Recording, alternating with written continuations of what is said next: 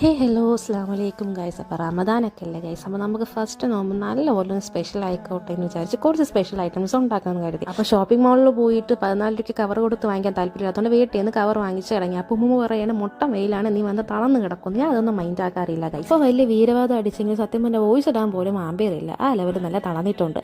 അപ്പോൾ പിന്നെ നമ്മുടെ വീടിൻ്റെ അടുത്ത് തന്നെ ഒരു കുന്നിൽ ഹൈപ്പർ മാർക്കറ്റ് ഉണ്ട്, അവിടെ നിന്ന് ഞാനും എൻ്റെ ഉപ്പായി പോയാണ് സാധനങ്ങൾ മേടിച്ചിരുന്നത്.